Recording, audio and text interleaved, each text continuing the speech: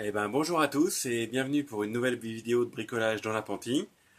Aujourd'hui, on va commencer par regarder les dégâts dus à la toiture qui fuit suite aux averses diluviennes qu'il y a eu cette semaine.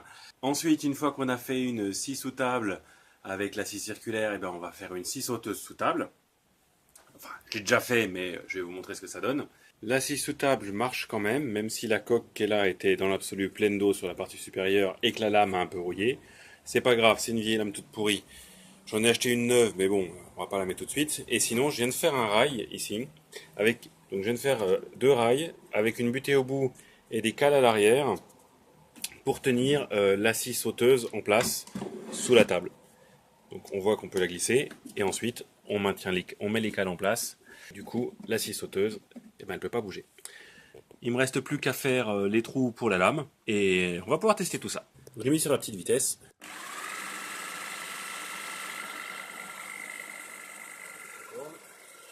L'avantage c'est que sur cette scie sauteuse là, j'ai un truc qui bloque et on peut bien voir la petite lame qui fait son travail. Bon alors, on va essayer de découper ce haricot avec ça.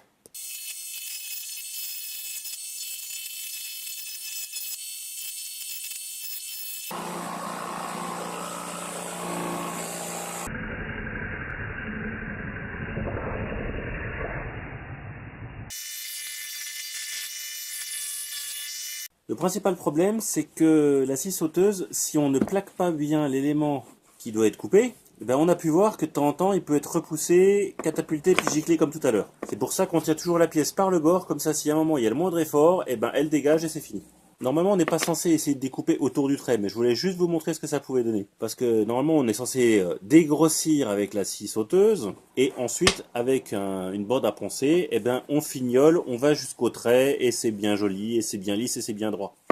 Alors je suis super content, ça marche. On va refaire quelques petites coupes et puis on verra bien ce que ça donne. La seule chose qui manque d'importance, c'est de l'aspiration pour les copeaux. Comme on a utilisé la semelle et qu'on a glissé la semelle sur des rails pour fixer la scie sauteuse sous table, et que, eh bien, il n'y a plus la place de mettre le guide pour l'aspirateur. Voilà, ça marche. J'ai une scie sauteuse sous table. Alors pour conclure cette partie, on va vite fait dégrossir le pourtour d'un cercle, comme si on voulait dégrossir une pièce avant de les empiler pour les tourner. Et voilà. Alors maintenant on va faire le chariot de découpe pour les découpes dans le sens du fil. Donc le but du jeu c'est d'avoir un truc qui va pouvoir glisser dans ce sens là de part et d'autre de la scie circulaire, avec un rebord ici sur lequel on appuiera la pièce, rebord qui devra être bien perpendiculaire à la scie circulaire, et donc les rails sur lesquels vont glisser, ça c'est les futurs rails, devront être bien parallèles à la scie circulaire. Donc du coup, ça et ça doit être parallèle, ça et ça doit être perpendiculaire, ça et ça doit être perpendiculaire, de la même manière que ça et ça c'est parallèle. L'idée c'est de faire donc des rainures dans la planche de support à l'aide de la défonceuse, des rainures qui auront la même largeur que ces petits bouts de bois qui font à peu près 13,5. Donc j'ai une fraise de 12, il va falloir que je fasse en deux passes avec une cale. Donc j'en ferai une de ce côté-là et une de ce côté-là. Et ensuite on collera une planche de bois ici et on mettra des clous dedans pour renforcer. Et ce sera le contrefort. À la fin, on fera glisser ça, hop, sur la scie circulaire pour faire la fente centrale. Et on percera jusqu'à ce qu'on perce la planche ici, histoire de pouvoir découper les choses qui sont dessus. En utilisant le guide parallèle et la défonceuse et une fraise de 12, et en passant plusieurs fois en déplaçant le guide parallèle, j'ai pu faire deux rainures de 13 et quelques, dans lesquelles je pourrais mettre mes deux rails, droite et gauche. Ouf, ça a été long et chiant, parce que je maîtrise pas la défonceuse encore. Et en plus, grosse erreur de débutant, j'étais vachement content de ne pas avoir mes vis qui dépassaient. Ouais, sauf que du coup j'ai oublié où elles étaient. Donc il y a un moment où ma fraise elle a touché la vis. Bon ça va, elle est pas esquintée, ça c'est cool. Mais la prochaine fois, faudra bien penser à faire les rainures avant de faire l'assemblage. Donc maintenant on va pouvoir assembler le chariot.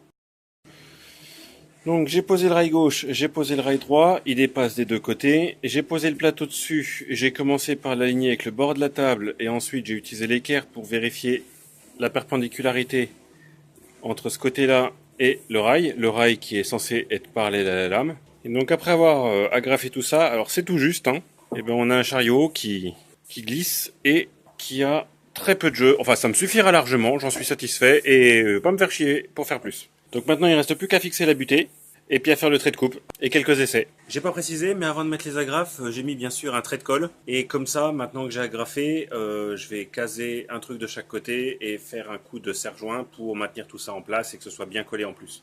C'est pour ça qu'en dessous, en fait, j'ai choisi le côté poreux aussi. Mon chariot fonctionne, il me reste juste la dorsale à coller définitivement, mais je suis déjà en train de faire un collage sur le chariot pour les patins.